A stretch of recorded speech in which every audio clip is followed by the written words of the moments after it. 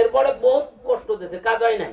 যতই কষ্ট দিব অত আমার সহ্য করার অভ্যাস আছে, কথা বলছেন, তবুও ছাড়বো না। আমি চ্যালেঞ্জ দিছিলাম ভারতে বসে যে ঠিক আছে, আমি তো হিন্দু থেকে মুসলমান হয়েছি, ভারতের ছেলে, তোরা যদি এমন কোন ব্রাহ্মণ দেখাইতে আসতে পারো কোরআনের কোন ভুল আছে আর তবু বেদের মধ্যে মুহাম্মাদের আগমনের কথা উল্লেখ আছে, এটা আমি দেখাইয়ে চ্যালেঞ্জ করেছি।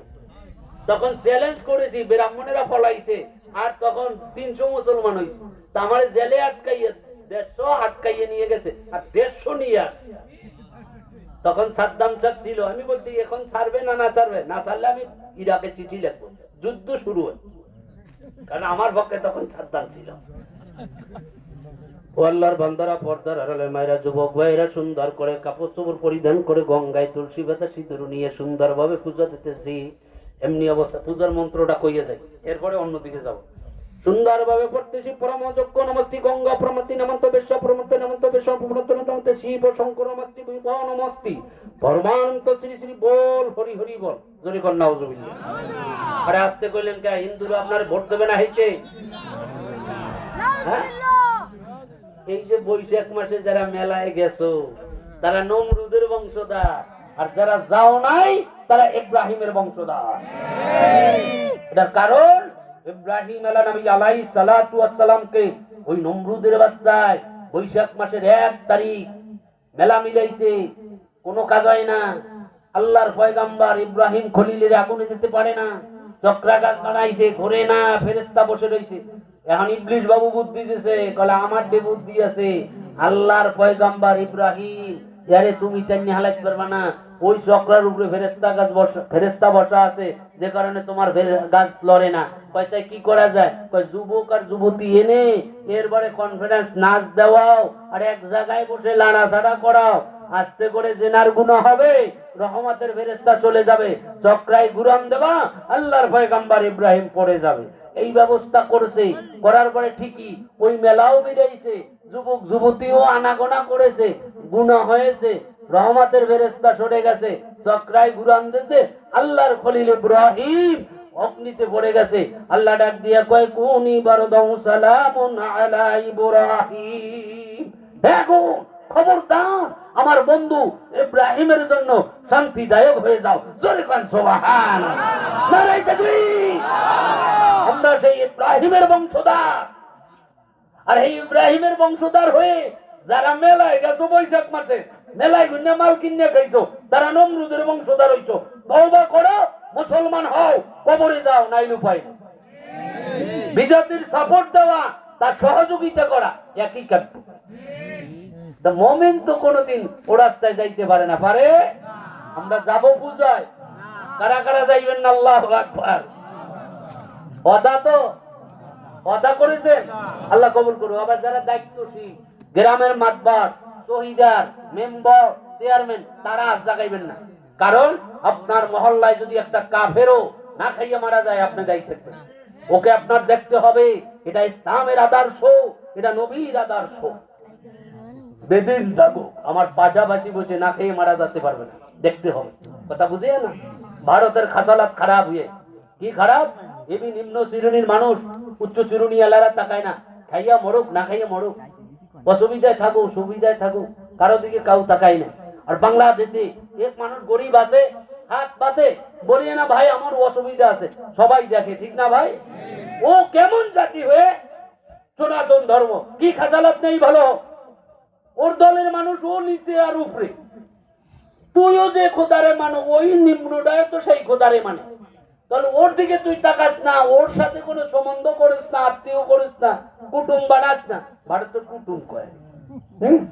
আর মুসলমানেরা গরিব আর ধনী নেই, ডিসিআরএসপি নাই, মন্ত্রী আর মিনিস্টার নাই, সব একবারে বসতে পারে, এক প্লেটে খেতে পারে, ঠিক কিনা?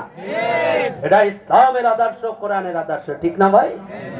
পূজা করালাম, মন্ত্র দিলাম, মন্ত্র দিয়ে পানির মধ্যে ডুব দিয়েছি, আল্লাহ কেমন মাওলার মাওলা, ওই পানির ভিতরেও কে জানি যাইয়া কোরআন তেলাওয়াত করতেছে। মনে মনে চিন্তা করলাম না, পানির ভিতরেও কোরআনের আওয়াজ হয়, তাহলে মনে হয় আমার খোদার কোনো পাওয়ার নেই। আস্তে করে উঠছি, ওটার পরে কাপড় পরিধান করে আস্তে ধীরে ধীরে ধীরে করে আমি মন্দিরের মধ্যে ঢুকেছি, মন্দিরের মধ্যে ঢুকা প্রথম শিবের কাছে বসছি, যাইয়ে শিব পূজা করতেছি আর বলি শিবচান বাবা গোসাই তোমার বড় ক্ষমতাশীল। শিব কয় আমি পারবো না, আমি লুচ্চা। শিব কয় কি আমি শিব পারবো না, আমি একটা লুচ্চা। যেমন খোদার পূজা করে দেখো। শিব একটা মানুষ ছিল, শিবের বউ গেছে বেড়াইতে, এখন শিবের কামবাব উৎপত্তি হয়েছে, কোথায় যাবে দিক পাই না, নিজের বস্তা মেয়েকে হরণ করেছে, নিয়ে সহ্য করতে না পারিয়া গোড়া দিয়ে ফেলাইয়া দিয়েছে, শিব মরিয়া গেছে। এখন শিবের মতন একটা বানাইছে, কেউ তামা দিয়া, হুইটাল দিয়া, মাটি দিয়া, হ্যাঁ, কেউ বানাইছে পাথর দিয়া, কষ্টি পাথর, শ্বেত পাথর, বিভিন্ন পাথর দিয়ে ভারতে বানানো আছে, দামি যেন বানাইয়া কাঁচা দুধ ডাবের জল দিয়ে ধুয়ে টুয়ে যে মাইয়াগো বিয়ে হয় না কর উপরে শিবের বল লাগছে, এই জন্য ওইটা লাগায় কয় বাবা শিব চান গোসাই আমারে তোমার মতন একটা দিও। আমি কই ডন ডনা ডন ডন ডন ডনা ডন। আমি এত দেখলাম পুজো দেওয়াইলাম, এবার আমার লগের বডিগার্ড দিয়েও দেওয়াইলাম পূজা, কাজ হয় না। অর্থাৎ বোঝা গেছে হারামি কে কোনো পাওয়ার নাই, আসেনি জোরে কন। শিব লড়ে না, গেলাম কালীর কাছে, কালী লড়ে না, দুর্গার কাছে দুর্গা লড়ে না, মনসা কয় না, লক্ষ্মীও কথা কয় না, কেউ ক্ষমতা কোরআনের আওয়াজ কান থেকে বন্ধ করতে পারে না। মায়েরে কই মা গো এত মন্ত্র দিলাম, মন্ত্রে কাজ হয় না, ব্যাপার কি? কয় কি হয়েছে বাবা? আমি কই তুমি কারো কাছে বলিও না। মা কয় না বলবো না। আমি রাস্তায় একটু কোরআন তেলাওয়াত শুনছিলাম মুসলমানের, আমার কানের মধ্যে খালি কোরআনের আওয়াজ আসে, আর কোনো আওয়াজ আসে না। মাই কয় বারবার পূজা করো, কোনো কাজ হয় না। আমি কই এত পূজাতেই কাজ হয় না, ব্যাপারটা কি? সাত সন্ধ্যাবেলা বাবা কয় ব্যাপার কি? বাবারে দেখতেছি বেদ পড়তেছি। বাবা কয় পূজায় যান। আমি কই আমার শরীরটা ভালো না, চাবিটা নিয়ে যান। বাবা আস্তে করে চাবি নিয়ে পূজা দিতে গেছে। আমি বড় চালাক মানুষ, বাবা আমাকে দেখে বেদ বন্ধ করছে। হঠাৎ করে আস্তে করে বেদটারে খুলেছি।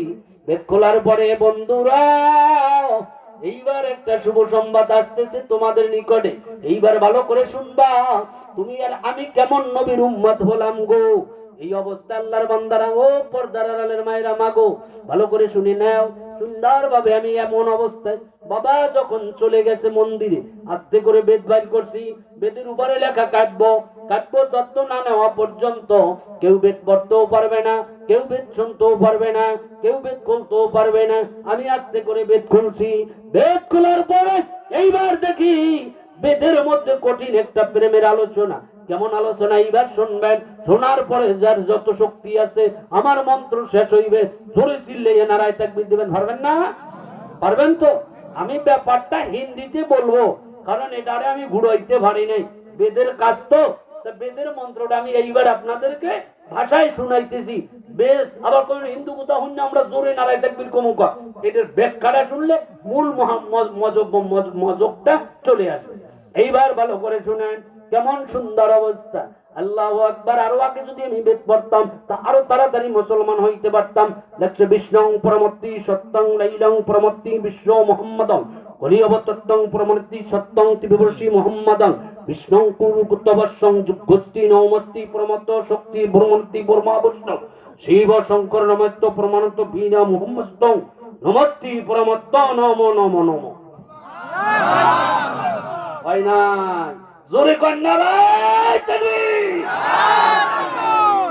এবার ব্যাখ্যাটা হনে কি কয়, কলির অবতারে কোথায়? কলির অবতারে মক্কা নগরে, ব্যাখ্যা চলছে, মক্কা নগরে আব্দুল্লাহর ঘরে মা আমিনার উদরে আসবে যিনি, তার নাম হবে আরবিতে মুহাম্মদ, হিন্দিতে হবে বিষ্ণু, তার ধর্মের নাম হবে ইসলাম, তার ধর্মগ্রন্থ হবে আল কোরআন।